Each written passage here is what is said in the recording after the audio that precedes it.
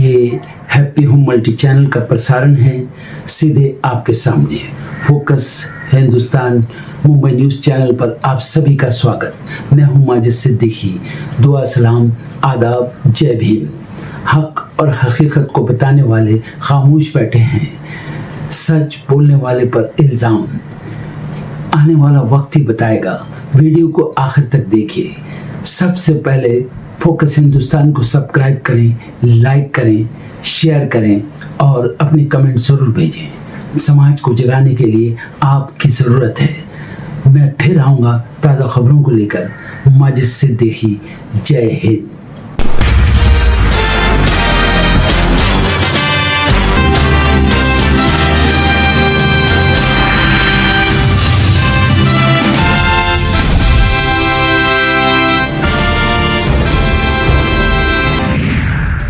आज असम में राहुल गांधी बेकाजान और तीताबोर में जनसभाओं को करेंगे संबोधित। पार्टी कार्यकर्ताओं के हक में मांगेंगे वोट। आज केरल में कांग्रेस सांसद प्रियंका गांधी चिरायनकीजू में एक नुक्कड़ नाटक सभा में होंगी शामिल। दोपहर में वट्टियूरकावु में जनसभा को करेंगे संबोधित। अर्थशास्त्री परकला प्रभाकर का दावा, 2024 के आंध्र प्रदेश विधानसभा चुनाव नतीजों पर उठाए सवाल। आधी रात के बाद 17 लाख वोट्स पड़ने का किया दावा। आज संसद के बजट सत्र का आखिरी दिन। आज लोकसभा में सीएपीएफ बिल पेश करेंगे केंद्रीय गृह मंत्री अमित शाह। दोनों सदनों में सत्ता पक्ष को घेरने की कोशिश करेगा विपक्ष। तमाम मुद्दों पर होगी घेराबंदी। धार भोजशाला मामले में मध्य प्रदेश हाईकोर्ट में इंदौर खंडपीठ में होगी सुनवाई। सुप्रीम कोर्ट में मुस्लिम पक्ष ने सुनवाई से पहले अपनी बात रखने की उठाई थी मांग। पश्चिम बंगाल में वोटर लिस्ट से नाम कटने का मामला आया सामने। प्रदर्शनकारियों ने घेरा चुनाव ऑफिस, तोड़े गाड़ियों के शीशे। सीएजी की रिपोर्ट में ईसीएचएस को पर्याप्त फंड न मिलने का खुलासा। संसद में राहुल गांधी के सवालों पर सरकार ने साधी चुप्पी। बकाया रकम और देरी के कारणों पर नहीं दिया स्पष्ट जवाब। मुख्यमंत्री नीतीश कुमार की सुरक्षा में बदलाव। राज्यसभा की सदस्यता से पहले और कड़ी की गई सुरक्षा, मिली Z+ सिक्योरिटी। जालना में समृद्धि हाईवे पर बड़ा हादसा। सीएम फडणवीस ने किया मुआवजे का ऐलान। ट्रक के टेम्पो को रौंदने से 8 लोगों की गई जान। पश्चिम बंगाल में विधानसभा चुनाव के लिए कांग्रेस ने जारी की उम्मीदवारों की दूसरी सूची। पार्टी ने 10 प्रत्याशियों के नामों का किया ऐलान। अमेरिकी राष्ट्रपति ट्रंप का बड़ा बयान, कहा 2-3 हफ्ते में ईरान पर करेंगे बड़ा हमला। मिसाइल, ड्रोन क्षमता और नेवी खत्म, हमारे कंट्रोल में है सेना। हॉर्मुज स्ट्रेट बंद होने पर अमेरिकी राष्ट्रपति ट्रंप का बड़ा बयान, कहा खाड़ी के तेल और गैस की नहीं है जरूरत, अमेरिका के पास है अपनी एनर्जी। ईरान को व्यवस्थित तरीके से कुचला जा रहा है, देर सवेर उसका ढहना तय। जंग के बीच इजरायली पीएम नेतन्याहू का बड़ा दावा। सुप्रीम कोर्ट की सुनवाई में पहुंच गए राष्ट्रपति ट्रंप, कहा दुनिया में जन्म के आधार पर नागरिकता देने वाले हम एकमात्र बेवकूफ। अमेरिका में पहली बार कोई राष्ट्रपति खुद पहुंचा सुप्रीम कोर्ट। ईरान ने बहरीन में अमेज़न ऑफिस पर किया हमला। ट्रंप ने कहा ईरान से डील की कोई जरूरत नहीं। बीते दिन ईरान ने 18 अमेरिकी कंपनियों को निशाना बनाने की दी थी धमकी। केंद्र सरकार का बड़ा फैसला, दिसंबर तक बढ़ाए गए सिम बाइंडिंग निर्देशों को लागू करने की समय सीमा। मेटा, गूगल और व्हाट्सएप जैसी बड़ी टेक कंपनियों को मिलेगी राहत। एलपीजी सिलेंडर की किल्लत से संकट में रेस्तरां उद्योग। उत्पादन 20% तक घटने से हर महीने 79,000 करोड़ रुपए के नुकसान की आशंका। कई आउटलेट हुए बंद।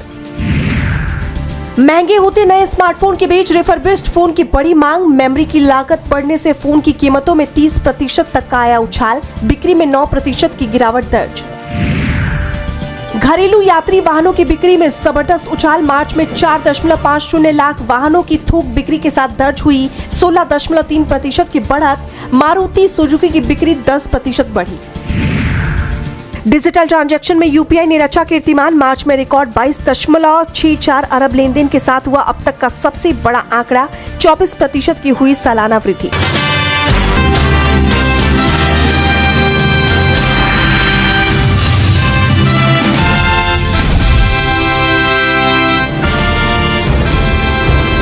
संसद के बजट सत्र का दूसरा चरण जल्द ही खत्म होने वाला है, लेकिन इस सत्र के खत्म होने से पहले संसद का माहौल काफी गर्मा गया है। दरअसल केंद्र सरकार ने लोकसभा में foreign contribution regulation amendment bill यानी विदेशी अंशदान विनियम संशोधन विधेयक पेश किया, जिसका विपक्ष लगातार विरोध कर रहा है और इस बिल को अल्पसंख्यकों के खिलाफ बता रहा है।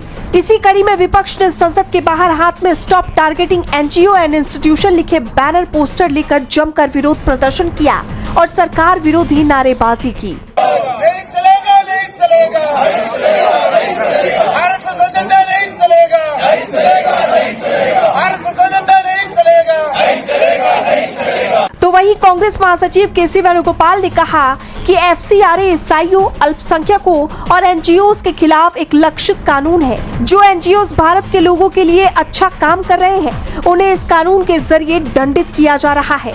हम इस विधेयक को पारित नहीं होने देंगे। हम आज संसद के सामने और संसद के अंदर भी प्रदर्शन कर रहे हैं। बता दें, एफसीआरए यानी विदेशी अंशदान विनियम संशोधन विधेयक 2026 विदेशी धन प्राप्त करने वाले एनजीओ पर कड़ी निगरानी और नियंत्रण का एक कानून है। ये लाइसेंस रद्द होने वाले संगठनों की संपत्ति को जब्त करने, विदेशी धन के उपयोग में पारदर्शिता लाने, प्रशासनिक खर्च की सीमा तय करने और जांच के लिए केंद्र की मंजूरी अनिवार्य करने का प्रस्ताव करता है। विपक्ष लगातार इस बिल को वापस लेने की मांग कर रहा है। अब देखना ये होगा कि सरकार विपक्ष के विरोध के आगे क्या रुख अपनाती है।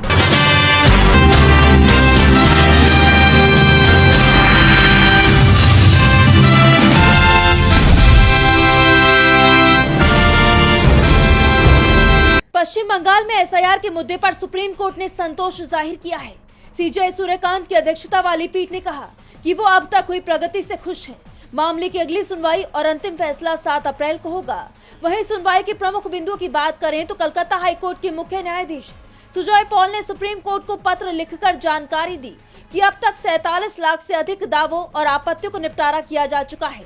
अदालत ने नोट किया कि हर दिन औसतन 2 लाख मामलों को सुलझाया जा रहा है।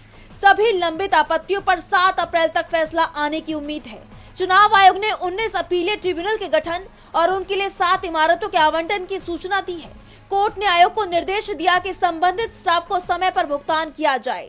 सुनवाई के दौरान टीएमसी के वकील कल्याण बनर्जी ने नए वोटरों को जोड़ने वाले फॉर्म 6 पर सवाल उठाए। इस पर सीजेआई ने नाराजगी जताते हुए कहा कि आप संदेह पैदा करने वाले बयान न दें। वहीं चुनाव आयोग ने ये साफ किया कि नामांकन की आखिरी तारीख तक नाम जोड़े जा सकते हैं। जस्टिस बागची ने अहम टिप्पणी की कि अगर कोई व्यक्ति इस चुनाव में वोट नहीं दे पाता है तो इसका मतलब ये नहीं है कि उसका अधिकार हमेशा के लिए खत्म हो गया है। अगर ट्रिब्यूनल बाद में किसी के पक्ष में फैसला देता है तो उसे दोबारा वोटर लिस्ट में शामिल किया जाएगा। सॉफ्टवेयर का ढांचा ऐसा है कि नाम हटाने या जोड़ने की साफ वजह पता चल सकेगी। आया है जन्मदिन बाबा का, हम उत्सव आज मनाएंगे। आया है जन्मदिन बाबा का, हम उत्सव आज मनाएंगे। धरती पे अंबर पे, धरती अंबर पे खुशियां हैं, हम हैप्पी बर्थडे गाएंगे।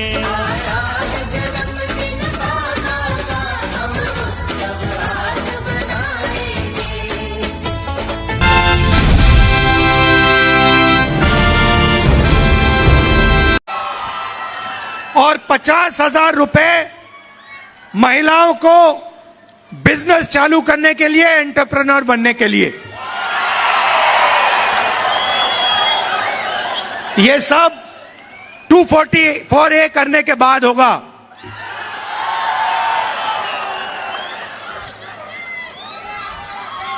दूसरी बात, और ये दूसरी बात, ये मेरी पर्सनल गारंटी है। Justice for Zubeen Garg in 100 days. Zubeen Garg stood for Assam.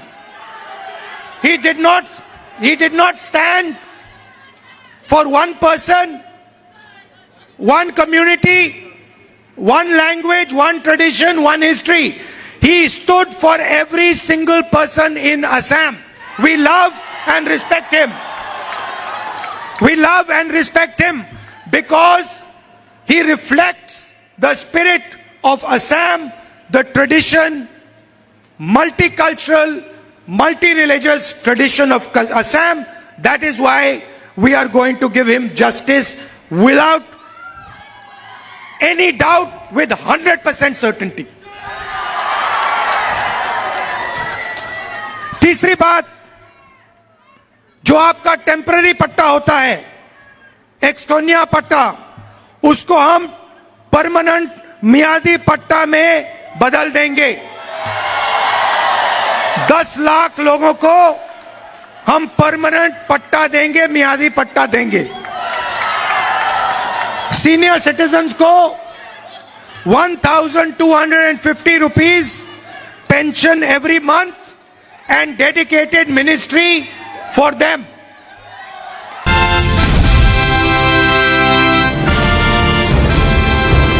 एक अप्रैल को सरकार ने रोजमर्रा की नई चीजों के दाम में बढ़ोतरी की है, जिसे लेकर जनता और विपक्ष दोनों में आक्रोश है। और अब सरकार के महंगाई वाले फैसले ने विपक्ष के गुस्से को और बढ़ा दिया है, जिसे लेकर कांग्रेस अध्यक्ष मल्लिकार्जुन खड़गे ने एक्स पर पोस्ट किया, मोदी सरकार ने देश की रणनीतिक और आर्थिक नीतियों को पूरी तरह से ध्वस्त कर दिया है, जिसका सीधा असर अब 140 करोड़ भारतीयों को भुगतना पड़ रहा है। कई रोजमर्रा की जरूरी चीजों के दाम बढ़ गए हैं, जिससे आम जनता पर अतिरिक्त बोझ पड़ेगा। कमर्शियल एलपीजी सिलेंडर के दाम में भारी बढ़ोतरी हुई है, जबकि आपूर्ति कम हो रही है। इसका असर सड़क किनारे चाय की कीमतों से लेकर मिड डे मील योजना तक पड़ेगा। एविएशन टरबाइन फ्यूल यानी एटीएफ महंगा होने से हवाई यात्रा भी आम लोगों की पहुंच से दूर होती जा रही है। कांग्रेस अध्यक्ष ने कहा कि 900 से अधिक आवश्यक दवाएं महंगी हो गई हैं, जिससे स्वास्थ्य सेवाओं की लागत और बढ़ेगी। इसके अलावा उन्होंने स्टैंड की कीमतों में वृद्धि, टोल टैक्स में बढ़ोतरी, स्पीड पोस्ट शुल्क में 34% इजाफा और प्लास्टिक, स्टील एवं सेरेमिक उद्योगों पर असर जैसे मुद्दों को भी उठाया। उन्होंने कहा कि किसानों के लिए पीवीसी पाइप महंगे हो गए हैं। खड़गे ने आरोप लगाया कि आम नागरिक, किसान, मजदूर और एमएसएमई सेक्टर राहत की उम्मीद कर रहे हैं, लेकिन सरकार उनकी समस्याओं को अनसुना कर रही है। खड़गे के इस ट्वीट के बाद मोदी सरकार की नीतियों पर कई सवाल उठ गए हैं। अब देखना ये होगा कि जनता के आक्रोश को बीजेपी कैसे झेलती है।